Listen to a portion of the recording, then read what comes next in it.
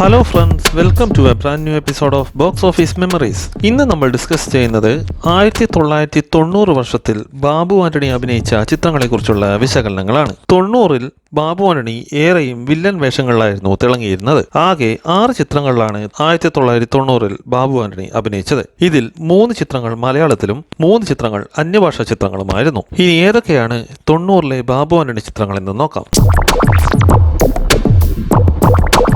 1990-ൽ ബാബു ആന്റണി അഭിനയിച്ച ആദ്യത്തെ ചിത്രമായിരുന്നു മമ്മൂട്ടിയുടെ കോട്ടയം കുഞ്ഞച്ചൻ. ബാബു ആന്റണി ഈ ചിത്രത്തിൽ മെയിൻ വില്ലന്റെ വേഷത്തിലായിരുന്നു എത്തിയിരുന്നത്.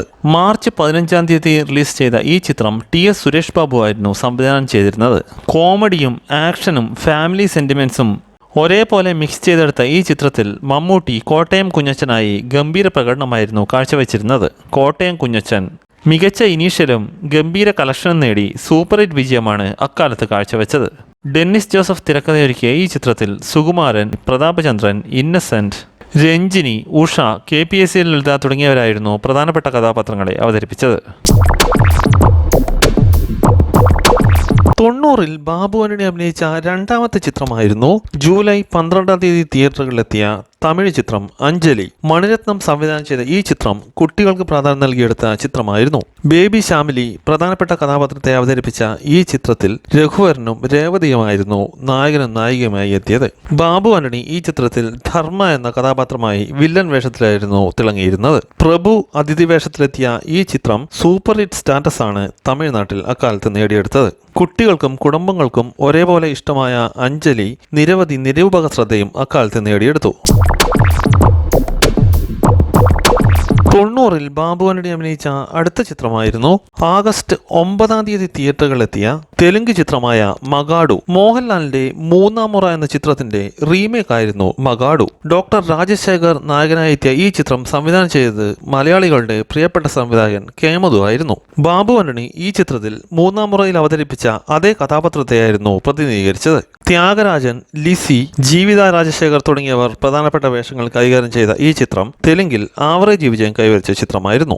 SN സ്വാമി തിരക്കഥ ഒരുക്കിയ ഈ ചിത്രത്തിൽ ഡോക്ടർ രാജശേഖറിന് മികച്ച നടനുള്ള ഫിലിംഫെയർ അവാർഡും ലഭിച്ചിരുന്നു.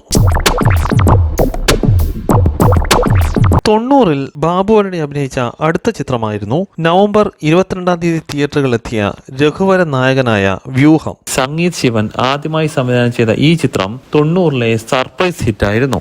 ഈ ചിത്രത്തിൽ ബാബു ആന്റണി ചിത്രത്തിലെ മെയിൻ വില്ലനായ ക്യാപ്റ്റൻ രാജുവിന്റെ സഹായിയായിട്ടായിരുന്നു വേഷമിട്ടിരുന്നത്. മോഹൻരാജ്, സുകുമാരൻ, ദേവൻ തുടങ്ങി നിരവധി വില്ലൻ താരങ്ങൾ ഒരുമിച്ച് അഭിനയിച്ച ഈ ചിത്രത്തിൽ ഉർവശിയായിരുന്നു നായിക.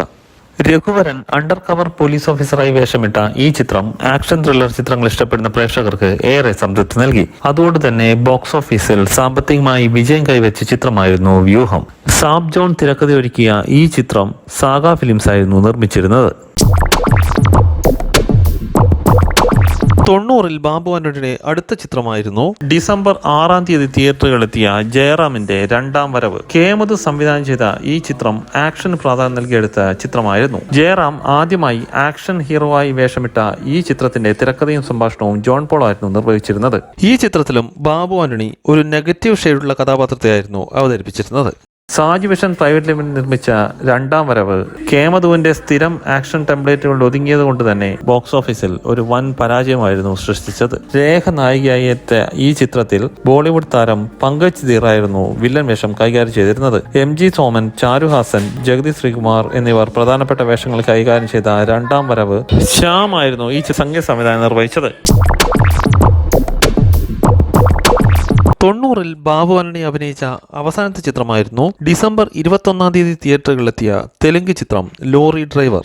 നന്ദമൂരി ബാലകൃഷ്ണയും വിജയശാന്തിയും പ്രധാനപ്പെട്ട വേഷങ്ങൾ കൈകാര്യം ചെയ്ത ഈ ചിത്രം ഒരു മാസ് മസാല എന്റർടൈനർ ആയിരുന്നു. B ഗോപാൽ സംവിധാനം ചെയ്ത ഈ ചിത്രത്തിൽ ബാബു ആന്റണി ഒരു വില്ലൻ വേഷത്തിലായിരുന്നു എത്തിയിരുന്നത്. മലയാളത്തിലെ മോഹൻരാജും ഈ ചിത്രത്തിൽ വില്ലൻ വേഷത്തിൽ തിളങ്ങിയിരുന്നു. ശാരദയും പ്രധാനപ്പെട്ട വേഷം കൈകാര്യം ചെയ്ത ഈ ചിത്രം സൂപ്പർ ഹിറ്റ് സ്റ്റാറ്റസ് ആണ് അക്കാലത്ത് ആന്ധ്രയിൽ നേടിയെടുത്തത്. ആകെ സമ്മറി നോക്കുമ്പോൾ 90-ൽ ബാബു ആന്റണി അഭിനയിച്ച 6 ചിത്രങ്ങളിൽ ഒരു ചിത്രമൊഴികെ ബാക്കി എല്ലാ ചിത്രങ്ങളും ആവറേജ് വിജയമോ അതിന് മുകളിലോ നേടിയിരുന്നു. അതുകൊണ്ട് തന്നെ 90-ലെ ബാബു ആന്റണിയുടെ സക്സസ് റേഷ്യോ 75% ആണ്. ഇത്രയുമാണ് 1990-ൽ ബാബു ആന്റണി അഭിനയിച്ച ചിത്രങ്ങളെക്കുറിച്ചുള്ള വിശകലനങ്ങൾ. ഈ വീഡിയോ നിങ്ങൾക്ക് ഇഷ്ടമായെന്ന് കരുതുന്നു. വീഡിയോ ഇഷ്ടമായോ ചാനൽ സബ്സ്ക്രൈബ് ചെയ്യുക. നോട്ടിഫിക്കേഷന് വേണ്ടി ബെൽ ഐക്കൺ ക്ലിക്ക് ചെയ്യുക. മറ്റൊരു വിഷയമായി അടുത്ത വീഡിയോയിൽ കാണുന്നതുവരെ നന്ദി, നമസ്കാരം.